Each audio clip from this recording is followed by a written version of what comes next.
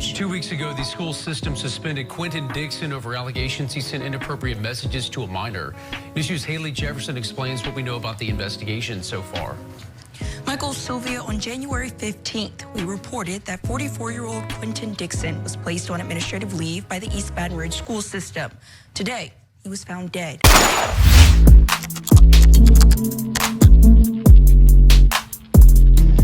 Alright, y'all. Now, as y'all know, whenever something glitters doesn't mean that it's always gold. And I always say judge a man off his actions, not by their words, because we've seen a bunch of guys say one thing and do another. He could be an advocate by the day and live the exact life he speak against at night. And many of us would never know. Now, nobody is perfect and we get it. We all have flaws, so just because someone may be advocating for the youth and others doing the right thing doesn't necessarily mean that they're perfect. But anytime you have a grown man that can sit there and make it his business to fraternize with a younger female, and by younger, I mean years younger, that's just an action that is nowhere near acceptable, and he should be penalized to the furthest extent of the law. But sometimes our actions are so wrong that we can't even seem to live with the embarrassment. So some of us go to deepest extent to prevent public scrutiny by moving far, far away, or in worst case scenarios, taking your own life. And this would be the fate for a 44-year-old man from Louisiana by the name of Quinton Dixon. Quinton, from the outside looking in, was a well put together man, clean cut, suit and all, had all the credentials of someone who was successful in doing the right thing for his community. And that he was, as it said that he was a guidance counselor at Westdale Middle School, helping troubled students the best way he can. But it would get exposed by a parent that Quinton wasn't only helping children with their behavioral issues, but he was also helping himself to possible rape allegations concerning minors. This is because a parent would go through her child's phone who was a student at the school at a point in time that Quinton was counseling at. When the parent would stumble across certain messages between the student and Quinton, the parent first started exposing him on social media, forcing the school to get involved, and when others got in contact with the school as well, it went downhill from there. Now, the social media backlash and the guilt of what Quinton did must have hit him so bad that he took it upon himself to take his own life days ago, as he was already being charged for his actions. Now, before we even get into everything, let me say this, y'all. It's 2026. Not only is there cameras everywhere, but any and everything is being monitored some way, somehow. Why this man thought it'd be a good idea to try and talk to a teenager, especially from his workplace, I don't know. But I brought that up because for years, I've been advocating saying that people who deal with kids or deal with the community as law enforcement or period, or just anybody in a position to make decisions for others, need to be more thoroughly evaluated for these jobs, especially dealing with children. It's a mental illness to think it's okay to have any relationships with a minor, and who knows, it didn't escalate now, but this man could have did anything to that girl aside from just having intimacy. He could have kidnapped her, trafficked her, because that's at an all-time high, but just everything or anything in general.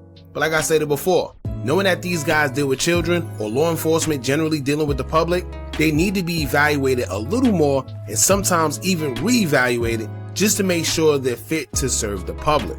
But anyway, let's get into how everything started, but before we do, make sure you hit that thumbs up button so we can get this video into the algorithm, and if you not subscribed to the platform already, make sure you do so now. Let's get into it. According to the warrant, beginning in November of last year up until early this month, Dixon allegedly sent several messages to a 14-year-old through Instagram.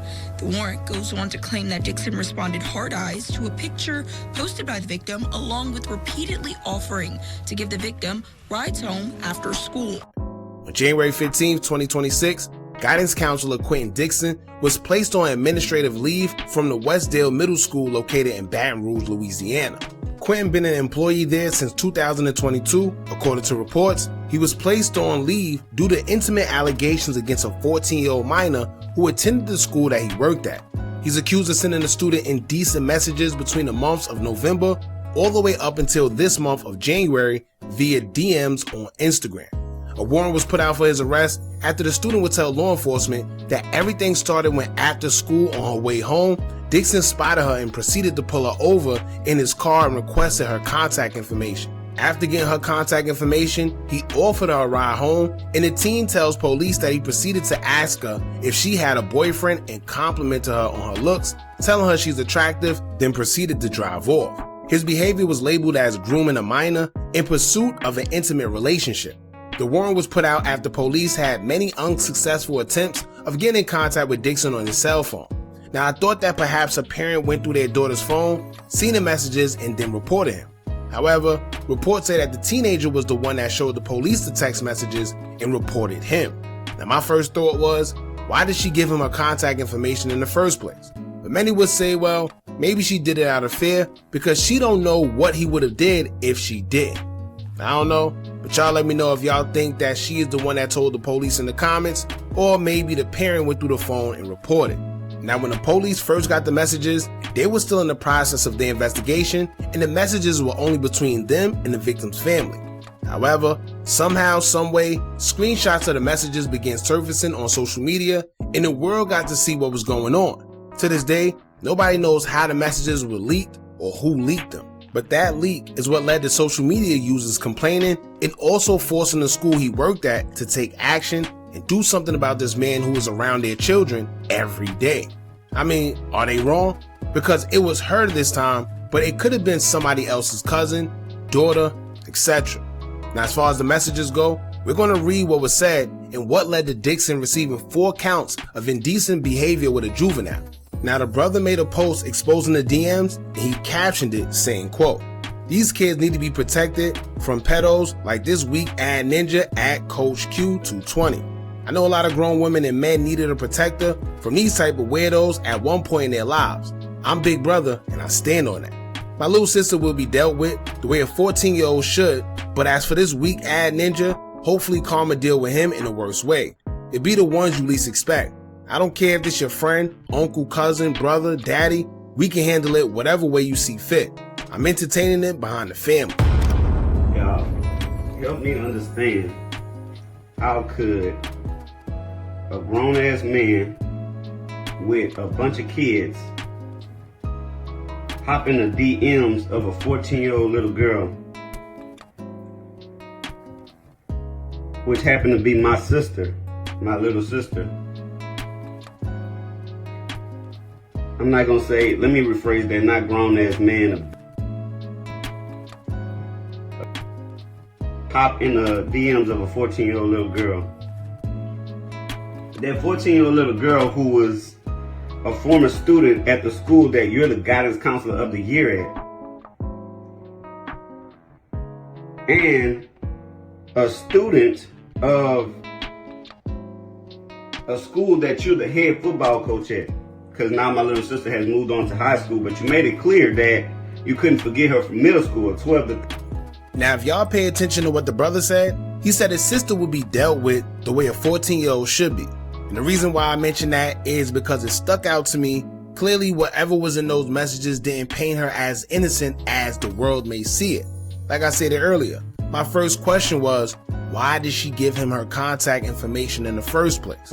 And 2, if you look at the messages that were screenshotted and posted, it seemed like they were leaving certain parts out, or some messages may have even been deleted, which tells me that the family also knows that the teen was also entertaining the situation as well. Back in the day, some even thought it was cool having older men that they were messing with, even going as far as some of the local drug dealers picking these little girls up from school. Crazy, but that was actually a thing. So maybe that was her approach, I'm not sure, but either way, that man is 44 years old talking to a 14-year-old. There's no excuse on his end at all, and he knew that, which is why he ended up taking his own life instead of dealing with his consequences. And to make it clear, no, he didn't awe her or have any actual relationships, at least not from what we were told, but he would have been charged for trying to groom a minor, I'm assuming in efforts to eventually lead to them doing something intimate. Now, when it comes to events leading up to him taking his own life, it started with the school putting him on leave after they would receive a series of messages showing the DMs and individuals urging that he is taken out of the school and away from children. And they acted on it by putting him on leave. Police will also try to take action as an arrest warrant was put out for Dixon. However, they would be unsuccessful in bringing him to justice. And the reason why he wasn't arrested is because he was found deceased in a situation where law enforcement believes he took his own life with a single gunshot wound to the head. Wednesday morning, Baton Rouge police found the body of Westdale counselor Quinton Dixon on the former Glen Oaks Middle School campus. Police have not confirmed where on the campus Dixon was found. The building is currently not being used by the East Baton Rouge School District. Dixon's body was found the same day. An arrest warrant was filed against him. Dixon was found unresponsive and deceased outside the cafeteria of an abandoned Baton Rouge school called Glen Oaks Middle School, 19-acre campus at 5200 Monarch Avenue. He was found on January 28, 2026, just 2 weeks after the warrant was put out for his arrest. There's no telling how long he'd been there, but I guess investigations will determine all of that. Now, when it comes to the situation, it's unfortunate on both ends. I'm assuming he took his own life because he wouldn't be able to take the backlash from his clear mistake because it was no denying it. It's literally his Instagram, literally messages coming from him. It's nothing he could say or do. So now he has to walk around and be known as a guy who speaks to little kids. And I'm sure any of his friends who knew what he was doing or knew him wouldn't associate with him after. So he did what he felt was the only thing he could do to escape public scrutiny in a situation like this. And I can't say I have any sympathy, because just think if it was your sister, daughter, cousin, or whoever. A lot of older guys like to prey on younger girls for their own gain. Like I said earlier, it's not only for intimate advances.